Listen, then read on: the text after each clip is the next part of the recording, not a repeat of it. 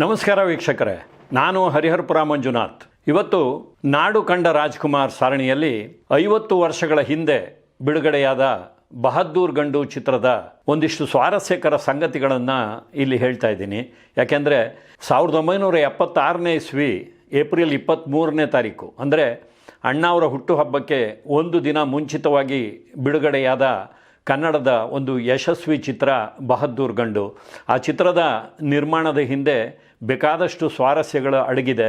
ಅದನ್ನು ಈ ಸಂಚಿಕೆಯಲ್ಲಿ ಚಿತ್ರದ 50ನೇ ವರ್ಷಾಚರಣೆಯ ಸಂದರ್ಭದಲ್ಲಿ ಹೇಳ್ತಾ ಇದ್ದೀನಿ. ಬಹದ್ದೂರ್ ಗಂಡು ಚಿತ್ರಕ್ಕೆ ಕಥೆಯನ್ನು ಬರೆದವರು ಕನ್ನಡದ ಹಲವಾರು ಯಶಸ್ವಿ ಚಿತ್ರಗಳಿಗೆ ಕಥೆಗಾರರಾಗಿದ್ದಂಥ HV ಸುಬ್ಬರಾವ್ ಅವರು. 1952ರಲ್ಲಿ ಹಿಂದಿಯಲ್ಲಿ ಬಿಡುಗಡೆಯಾದ ದಿಲೀಪ್ ಕುಮಾರ್ ನಾಯಕರಾಗಿದ್ದ ಒಂದು ಚಿತ್ರ ಆನ್. ಆ ಚಿತ್ರ ದೇಶ ವಿದೇಶಗಳಲ್ಲಿ ದೊಡ್ಡ ಗಳಿಕೆಯನ್ನು ಮಾಡಿತ್ತು. ಅದೇ ಕಥೆಯ ಎಳೆಯನ್ನು ಇಟ್ಕೊಂಡು ಸುಬ್ಬರಾವ್ ಅವರು ಈ ಕಥೆಯನ್ನು ಬರೆದಿದ್ದಾರೆ. ಆದರೆ ಮೂಲತಃ ಬಹದ್ದೂರ್ ಗಂಡು ಚಿತ್ರದ ಕಥೆಯ ಒಂದು ಆಶಯ ಏನು ಅಂದರೆ, ಶೇಕ್ಸ್ಪಿಯರ್ನ ಟೇಮಿಂಗ್ ಆಫ್ ದಿ ಶ್ರೂ ಅದೇ ರೀತಿಯ ಕಥೆಯನ್ನು ಆಧರಿಸಿ ಬಂದಿರುವಂಥ ಒಂದು ಚಿತ್ರ. ಟೇಮಿಂಗ್ ಆಫ್ ದಿ ಶ್ರೂ ವಿಶ್ವದಾದ್ಯಂತ ಬೇಕಾದಷ್ಟು ಚಿತ್ರಗಳಿಗೆ ಸ್ಫೂರ್ತಿಯಾಗಿದೆ.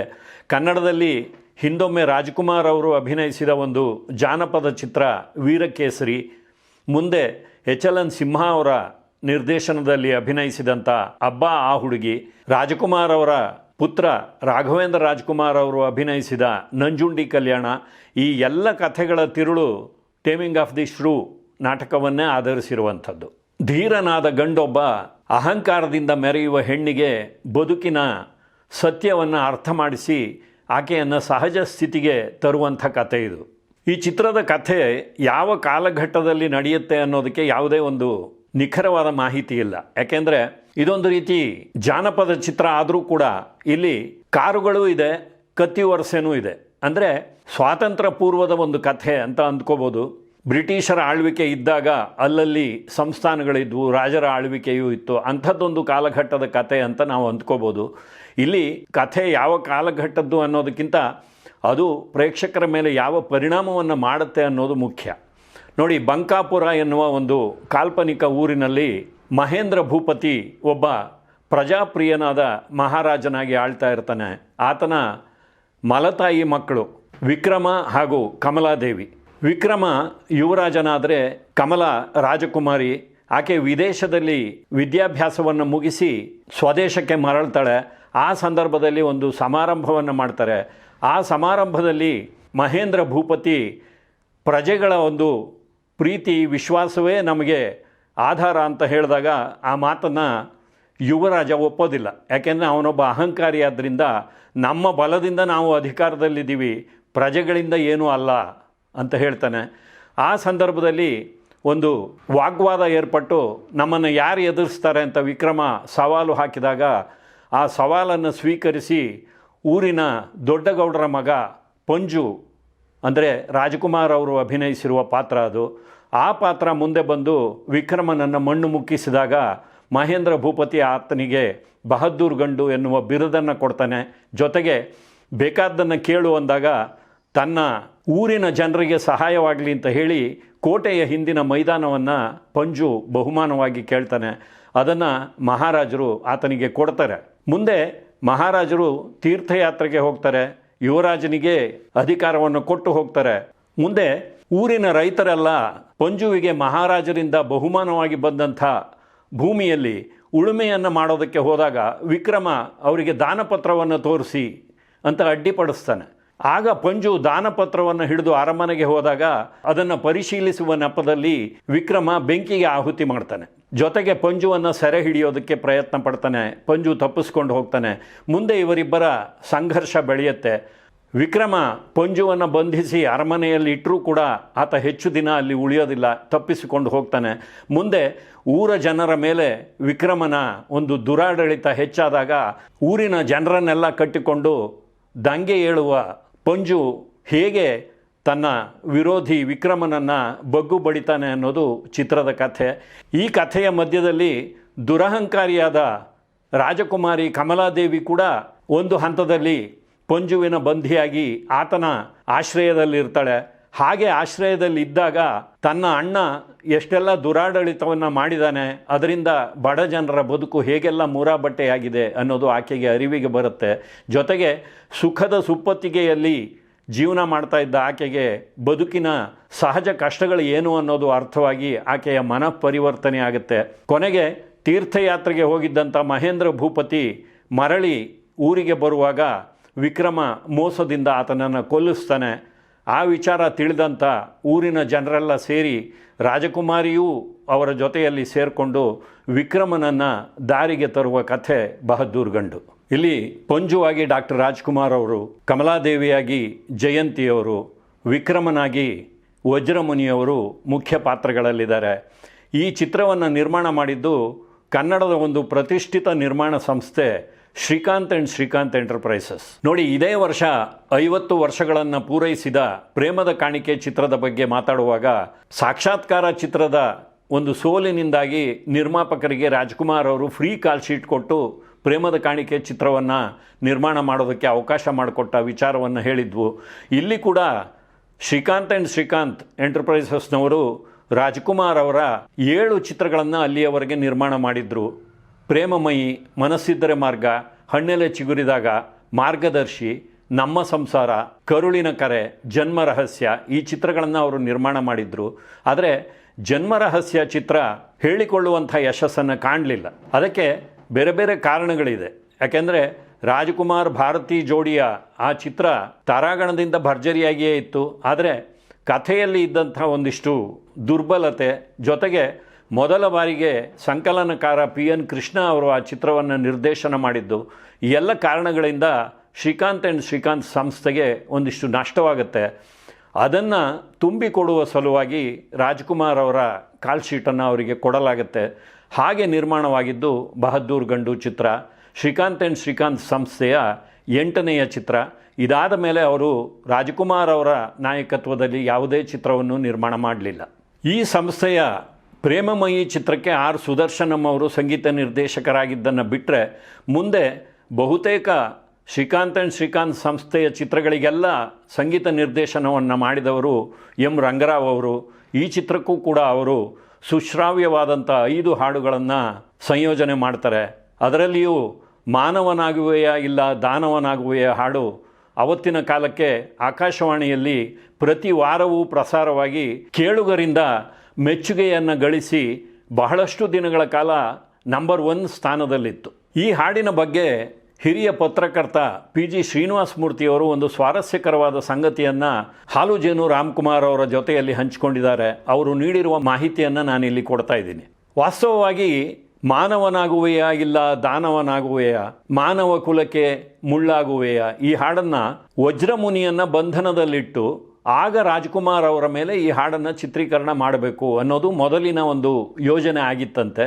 ಆದರೆ ಕಥೆ ಇಲ್ಲಿ ಬಹದ್ದೂರ್ ಗಂಡು ಎನ್ನುವ ಒಂದು ಟೈಟಲ್ಗೆ ತಕ್ಕುದಾಗಿ ದುರಹಂಕಾರಿ ಹೆಣ್ಣು ಕಮಲಾದೇವಿಯನ್ನು ಆತ ಸರಿದಾರಿಗೆ ತರುವ ನಿಟ್ಟಿನಲ್ಲಿ ಕಥೆ ಸಾಗೋದರಿಂದಾಗಿ ಇದನ್ನು ಜಯಂತಿ ಹಾಗೂ ರಾಜ್ಕುಮಾರ್ ಅವರ ಮೇಲೆ ಆಮೇಲೆ ಚಿತ್ರೀಕರಣ ಮಾಡಲಾಯಿತು ಅಂತ ಅವರು ಹೇಳಿದ್ದಾರೆ.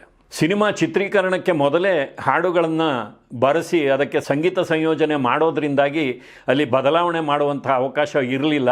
ಹಾಗಾಗಿ ಮಾನವನಾಗುವೆಯ ಎನ್ನುವ ಆ ಒಂದು ಸಾಲುಗಳನ್ನೇ ಅಲ್ಲಿ ಉಳಿಸ್ಕೊಂಡಿದ್ದಾರೆ. ಆದರೆ ಅಲ್ಲಿ ಹೇಳುವಾಗ ಅದನ್ನು ಚಿತ್ರದ ನಾಯಕಿಯನ್ನು ಕುರಿತಂತೆ ನಾಯಕ ಹೇಳುವ ರೀತಿ ಚಿತ್ರಿತವಾಗಿದೆ. ದೂರದ ಬೆಟ್ಟ ಚಿತ್ರದ ನಂತರ ಅನೇಕರು ರಾಜ್ಕುಮಾರ್ ಅವರಿಂದ ದೂರವಾದ ಸಂಗತಿಯನ್ನು ಹಿಂದಿನ ಸಂಚಿಕೆಗಳಲ್ಲಿ ಹೇಳಿದ್ದೀವಿ. ಭಾರತಿ ರಾಜ್ಕುಮಾರ್ ಜೋಡಿ ಮುರಿದು ಬಿದ್ದಿದ್ದು, ಸಿದ್ಧಲಿಂಗಯ್ಯನವರು ಮತ್ತೆ ರಾಜ್ಕುಮಾರ್ ಅವರ ಜೊತೆ ಕೆಲಸ ಮಾಡೋದಕ್ಕೆ ಸಾಧ್ಯವಾಗದೇ ಇದ್ದಿದ್ದು, ಇವೆಲ್ಲವನ್ನೂ ಹೇಳಿದ್ದೀವಿ. ಅದೇ ಸಂದರ್ಭದಲ್ಲಿ ವರದಪ್ಪನವರು ಸಹ ತಮ್ಮ ಕುಟುಂಬ ನಿರ್ವಹಣೆಯ ಸಲುವಾಗಿ ಮದ್ರಾಸನ್ನು ತೊರೆದು ಬೆಂಗಳೂರಿಗೆ ಬರ್ತಾರೆ. ಆಗ ರಾಜ್ಕುಮಾರ್ ಅವರ ವ್ಯವಹಾರಗಳನ್ನು ನೋಡಿಕೊಂಡವರು ಅವರ ಜೊತೆ ಅನೇಕ ಚಿತ್ರಗಳಲ್ಲಿ ಅಭಿನಯಿಸಿದ ಹಿರಿಯ ಕಲಾವಿದ ರಾಜಾಶಂಕರ್ ಅವರು. ಮುಂದೆ ರಾಜಾಶಂಕರ್ ಅವರು ರಾಜ್ಕುಮಾರ್ ಅವರ ಕಾಲ್ ಶೀಟನ್ನು ನೋಡಿಕೊಳ್ಳುವ ಸಂದರ್ಭದಲ್ಲಿ ಕೂಡ ಒಂದಿಷ್ಟು ಏರುಪೇರುಗಳಾಗಿದೆ ಅನ್ನುವ ಕಾರಣಕ್ಕಾಗಿ ಅವರು ಕೂಡ ಆ ಕ್ಯಾಂಪಿನಿಂದ ಹೊರಗೆ ಬರ್ತಾರೆ. ಪಾರ್ವತಮ್ಮನವರೇ ರಾಜ್ಕುಮಾರ್ ಅವರ ಎಲ್ಲ ವ್ಯವಹಾರಗಳನ್ನು ನೋಡಿಕೊಳ್ಳುವಂಥ ಒಂದು ಸ್ಥಿತಿ ಬರುತ್ತೆ. ಈ ಚಿತ್ರ ರಾಜ್ಕುಮಾರ್ ಅವರ ಜೊತೆ ರಾಜಾಶಂಕರ್ ಅವರು ಅಭಿನಯಿಸಿದ ಕೊನೆಯ ಚಿತ್ರ. ಇದಾದ ಮೇಲೆ ಅವರು ಯಾವುದೇ ಚಿತ್ರದಲ್ಲಿ ಅಭಿನಯಿಸಲಿಲ್ಲ. ಅದೇ ರೀತಿಯಲ್ಲಿ ರಾಜಕುಮಾರ್ ಅವರ ಜೊತೆ ನಾಯಕಿಯಾಗಿ ಅಭಿನಯಿಸಿದವರಲ್ಲಿ ವಿಶಿಷ್ಟವಾದ ದಾಖಲೆಗಳನ್ನು ಹೊಂದಿರುವವರು ಲೀಲಾವತಿ, ಜಯಂತಿ ಹಾಗೂ ಭಾರತಿಯವರು. ಲೀಲಾವತಿಯವರು ರಾಜಕುಮಾರ್ ಅವರ ಜೊತೆ ಹೆಚ್ಚು ಚಿತ್ರಗಳಲ್ಲಿ ಅಭಿನಯಿಸಿದ್ದಾರೆ. ಆದರೆ ಹೆಚ್ಚು ಚಿತ್ರಗಳಲ್ಲಿ ನಾಯಕಿಯಾಗಿ ಅಭಿನಯಿಸಿದವರು ಜಯಂತಿಯವರು. ಇನ್ನು ರಾಜಕುಮಾರ್ ಅವರ ಜೊತೆ ಅಭಿನಯಿಸಿದ ಎಲ್ಲ ಚಿತ್ರಗಳಲ್ಲೂ ಅವರಿಗೆ ನಾಯಕಿಯಾಗಿರುವವರು ಭಾರತಿಯವರು. ಇದು ಈ ಮೂವರು ಕಲಾವಿದೆಯರ ಒಂದು ದಾಖಲೆ. ಇಲ್ಲಿ ಜಯಂತಿಯವರು ರಾಜಕುಮಾರ್ ಅವರ ಜೊತೆಯಲ್ಲಿ ಅತಿ ಹೆಚ್ಚು ಚಿತ್ರಗಳಿಗೆ ನಾಯಕಿಯಾಗಿ ಅಭಿನಯಿಸಿದರೂ ಸಹ ಈ ಚಿತ್ರದ ನಂತರ ಅವರು ರಾಜಕುಮಾರ್ ಅವರ ಜೊತೆಯಲ್ಲಿ ಅಭಿನಯಿಸಲಿಲ್ಲ. ಇನ್ನು ಹೊರಗಿನ ನಿರ್ಮಾಪಕರೊಬ್ಬರ ಚಿತ್ರದಲ್ಲಿ ರಾಜಕುಮಾರ್ ಅವರ ಜೊತೆ ದ್ವಾರಕೀಶ್ ಅವರು ಅಭಿನಯಿಸಿದ ಕೊನೆಯ ಚಿತ್ರ ಇದು. ಇದಾದ ಮೇಲೆ ತೆರೆಗೆ ಬಂದ ಭಾಗ್ಯವಂತರು ಅವರೇ ನಿರ್ಮಾಣ ಮಾಡಿದ ಚಿತ್ರ. ಆ ಒಂದು ಚಿತ್ರದಲ್ಲಿ ದ್ವಾರಕೀಶ್ ಅವರು ಅಭಿನಯಿಸಿದ್ದಾರೆ. ಅದನ್ನು ಬಿಟ್ಟರೆ ಮುಂದಿನ ಯಾವುದೇ ರಾಜಕುಮಾರ್ ಅವರ ಚಿತ್ರಗಳಲ್ಲಿ ದ್ವಾರಕೀಶ್ ಅವರು ಅಭಿನಯಿಸಲಿಲ್ಲ. ನೋಡಿ, ಪ್ರೇಮದ ಕಾಣಿಕೆ ಚಿತ್ರದ ಸಂದರ್ಭದಲ್ಲಿ ರಾಜಕುಮಾರ್ ಅವರು ಕಡಿದಾದ ಒಂದು ಘಾಟ್ ಸೆಕ್ಷನ್ನಲ್ಲಿ ಕಾರಿನಲ್ಲಿ ಹೋಗ್ತಾ ಇರುವಾಗ ಪ್ರಾಣಾಪಾಯಕ್ಕೆ ಸಿಲುಕಿದ್ದು ಕೊನೆಗೆ ರಾಯರ ಸ್ಮರಣೆ ಮಾಡಿ ಹೇಗೋ ಸುತ್ತಲಿನವರ ಸಹಾಯದಿಂದ ಆ ಒಂದು ಅಪಾಯದಿಂದ ಹೊರಬಂದಿದ್ದು, ಈ ಎಲ್ಲ ಸಂಗತಿಗಳನ್ನು ಹೇಳಿದ್ದೀನಿ. ರಾಜಕುಮಾರ್ ಅವರು ತಮ್ಮ ಆ ದಿನಗಳಲ್ಲಿ ಸಹ ಚಲನಚಿತ್ರಕ್ಕಾಗಿ ಎಂಥ ರಿಸ್ಕನ್ನು ತಗೋತಾ ಇದ್ದರು ಅಂದರೆ, ಈ ಚಿತ್ರದಲ್ಲಿ 2 ಬಾರಿ ಅವರಿಗೆ ತೊಂದರೆ ಆಗುತ್ತೆ. ಒಂದು ಬಾರಿ ಅವರು ಕುದುರೆ ಸವಾರಿ ಮಾಡುವಾಗ ಹೊಗೆನಕಲ್ನಲ್ಲಿ ಕುದುರೆಯಿಂದ ಆಯ ತಪ್ಪಿ ಬಿದ್ದು ಬಿಡ್ತಾರೆ. ಹಾಗೆ ಬೀಳುವಾಗ ಕೆಳಗೆ ಯಾವುದೇ ಕಲ್ಲು ಬಂಡೆಗಳಿಲ್ಲದೆ ಮರಳಿದ್ದಿದ್ದರಿಂದಾಗಿ ಅವರ ತಲೆಗೆ ಏಟು ಬೀಳೋದು ತಪ್ಪಿತು. ಆದರೆ ಅವರ ಕುತ್ತಿಗೆ ಒಂದು ಕಡೆಗೆ ಹೊರಳಿರುತ್ತೆ. ಅಂಥ ಒಂದು ಸಂದರ್ಭದಲ್ಲಿ ಕೂಡ ಅವರು ಚಿತ್ರೀಕರಣವನ್ನು ನಿಲ್ಲಿಸದೆ ಮುಗಿಸಿಕೊಡ್ತಾರೆ. ಆದರೆ ಮುಂದೆ ಅವರು ವೈದ್ಯರ ಬಳಿಗೆ ಹೋದಾಗ ಆ ಕುತ್ತಿಗೆಯ ನರಗಳಿಗೆ ಆದಂಥ ಒಂದು ಡ್ಯಾಮೇಜ್ನಿಂದಾಗಿ 24 ದಿನಗಳ ಕಾಲ ಅವರು ಆಸ್ಪತ್ರೆಯಲ್ಲಿ ಇರಬೇಕಾಗತ್ತೆ. ಇನ್ನೊಂದು ಸಾರಿ ಈ ಚಿತ್ರದ ಒಂದು ಹೊಡೆದಾಟದ ಸಂದರ್ಭ. ರಾಜ್ಕುಮಾರ್ ಹಾಗೂ ವಜ್ರಮುನಿಯವರು ಹೊಡೆದಾಡಬೇಕು. ಇಬ್ಬರು ಗಳಸ್ಯ ಕಂಠಸ್ಯ ಸ್ನೇಹಿತರು. ತೆರೆಯ ಮೇಲೆ ಅದ್ಭುತವಾಗಿ ತಮ್ಮ ಪಾತ್ರಗಳನ್ನು ನಿರ್ವಹಣೆ ಮಾಡ್ತಾಯಿದ್ರು. ಹಾಗಾಗಿ ಪೀಠೋಪಕರಣಗಳೆಲ್ಲ ಇದ್ದಂತಹ ಒಂದು ಸೆಟ್ನಲ್ಲಿ ಇಬ್ಬರು ಆವೇಶಭರಿತರಾಗಿ ಹೊಡೆದಾಟವನ್ನು ಮಾಡ್ತಾ ಹೋಗ್ತಾರೆ. ಒಬ್ಬರ ಮೇಲೊಬ್ಬರು ಬಿದ್ದು ಹಾಗೆ ಹೀಗೆ ಏನೇನು ಸ್ಟಂಟ್ ಡೈರೆಕ್ಟರ್ ಹೇಳಿದ್ರೋ ಎಲ್ಲವನ್ನೂ ಅಚ್ಚುಕಟ್ಟಾಗಿ ಪಾಲಿಸ್ತಾ ಮಾಡ್ಕೊಂಡು ಹೋಗ್ತಾರೆ. ಈ ಮಧ್ಯದಲ್ಲಿ ನಿರ್ದೇಶಕರು ಕಟ್ ಹೇಳಿದ್ದು ಸಹ ಇಬ್ಬರಿಗೂ ಗೊತ್ತಾಗಲಿಲ್ಲ. ಕೊನೆಗೆ ಒಂದು ಹಂತದಲ್ಲಿ ಅವರು ತಮ್ಮ ಆ ಹೊಡೆದಾಟವನ್ನು ನಿಲ್ಲಿಸ್ತಾರೆ. ಅದನ್ನು ವಜ್ರಮುನಿಯವರು ಒಂದು ಕಡೆಯಲ್ಲಿ ನೆನೆಸ್ಕೊಂಡಿದ್ದಾರೆ. ಚಿತ್ರದ ಒಂದು ಸನ್ನಿವೇಶದಲ್ಲಿ ವಜ್ರಮುನಿಯವರನ್ನು ರಾಜ್ಕುಮಾರ್ ಅವರು ಹೆಗಲ ಮೇಲೆ ಹೊತ್ತು 22 ಮೆಟ್ಟಿಲುಗಳನ್ನು ಹತ್ತಿ ಹೋಗುವಂಥ ಒಂದು ದೃಶ್ಯ ಇದೆ. ನೋಡಿ, ಅಂಥ ದೃಶ್ಯಗಳಿದ್ದಾಗ ಸಾಮಾನ್ಯವಾಗಿ ಹಿಂದಿನಿಂದ ನಾಯಕನನ್ನು ತೋರಿಸ್ತಾರೆ ಅಥವಾ ಕ್ಯಾಮರಾದಲ್ಲಿ ಹೇಗೋ ಒಂದು ತಂತ್ರಗಾರಿಕೆಯನ್ನು ಅಳವಡಿಸಿ ಆತನಿಗೆ ತೊಂದರೆ ಆಗದೇ ಇರೋ ಹಾಗೆ ತೋರಿಸೋದೇ ಹೆಚ್ಚು. ಆದರೆ ಇಲ್ಲಿ ರಾಜ್ಕುಮಾರ್ ಅವರು ಯಾವ ರೀತಿಯ ರಿಸ್ಕ್ ತೊಗೋತಾ ಇದ್ರು ಅಂದರೆ, ಆ ಸನ್ನಿವೇಶಕ್ಕೆ ಡ್ಯೂಪ್ ಹಾಕೋದು ಬೇಡ ಅಂತ ಹೇಳಿ ವಜ್ರಮುನಿಯವರಂಥ ನಟರನ್ನು ಹೆಗಲ ಮೇಲೆ ಹೊತ್ತು 22 ಮೆಟ್ಟಿಲುಗಳನ್ನು ಹತ್ತಿ ಹೋಗ್ತಾರೆ. ಆದರೆ ಒಂದೇ ಟೇಕ್ಗೆ ಆ ಸನ್ನಿವೇಶ ಓಕೆ ಆಗಲಿಲ್ಲ. ಹಾಗಾಗಿ 3 ಬಾರಿ ಅವರು 22 ಮೆಟ್ಟಿಲುಗಳನ್ನು ಹತ್ತಬೇಕಾಗತ್ತೆ. ಈ ಚಿತ್ರದ ಚಿತ್ರೀಕರಣವನ್ನು ನೋಡ್ತಾ ಇದ್ದಂಥ ಪಾರ್ವತಮ್ಮನವರಿಗೆ ತುಂಬ ಬೇಸರ ಆಗುತ್ತೆ. ಯಾಕೆಂದರೆ ಈ ವಯಸ್ಸಿನಲ್ಲಿ ತಮ್ಮ ಯಜಮಾನರು ಹೀಗೆ ಒಂದು ಸನ್ನಿವೇಶಕ್ಕೋಸ್ಕರವಾಗಿ ತೊಂದರೆಯನ್ನು ಮೈ ಮೇಲೆ ಎಳ್ಕೋಬಾರ್ದು ಅಂತ ಹೇಳಿ ಈ ಹಣವೂ ಬೇಡ, ಈ ಕಷ್ಟವೂ ಬೇಡ ಅಂತ ಅವರು ತಮ್ಮ ಒಂದು ಅಂಕಣದಲ್ಲಿ ಹೇಳ್ಕೊಂಡಿದ್ರು. ರಾಜ್ಕುಮಾರ್ ಅವರ ಅನೇಕ ಸಾಹಸಭರಿತ ಚಿತ್ರಗಳನ್ನು ನಿರ್ದೇಶನ ಮಾಡಿರುವಂಥ AV ಶೇಷಗಿರಿರಾವ್ ಅವರು ಈ ಚಿತ್ರದ ನಿರ್ದೇಶಕರು. ಚಿತ್ರ ಬೆಂಗಳೂರಿನ ಒಂದು ಪ್ರತಿಷ್ಠಿತ ಚಿತ್ರಮಂದಿರ ಊರ್ವಶಿಯಲ್ಲಿ ಮೊದಲ ಚಿತ್ರವಾಗಿ ಬಿಡುಗಡೆಯಾಗುತ್ತೆ. ಸಾಕಷ್ಟು ಯಶಸ್ಸನ್ನು ಕಂಡಂಥ ಒಂದು ಚಿತ್ರ. ಇವತ್ತಿಗೂ ಆ ಚಿತ್ರದಲ್ಲಿ ಇರುವಂಥ ಒಂದು ಸಂದೇಶ, ಜೊತೆಗೆ ಎಲ್ಲ ಕಲಾವಿದರ ಚೇತೋಹಾರಿಯಾದಂಥ ಅಭಿನಯ, ಇವುಗಳ ಜೊತೆಯಲ್ಲಿ ಶೇಷಗಿರಿರಾಯರು ಬೆಟ್ಟದ ಹುಲಿ ಚಿತ್ರದ ಕಾಲದಿಂದಲೂ ಜಯಂತಿ ಅವರ ಸೊಬಗನ್ನು ತೆರೆಯ ಮೇಲೆ ಅದ್ಭುತವಾಗಿ ತೋರಿಸಿದವರು. ಈ ಚಿತ್ರದಲ್ಲಿ ಕೂಡ ಈಜುಡುಗೆಯಲ್ಲಿ ಒಂದು ಹಾಡಿನಲ್ಲಿ ಅವರ ಸೌಂದರ್ಯವನ್ನು ಪ್ರೇಕ್ಷಕರಿಗೆ ಉಣಬಡಿಸಿದ್ದಾರೆ.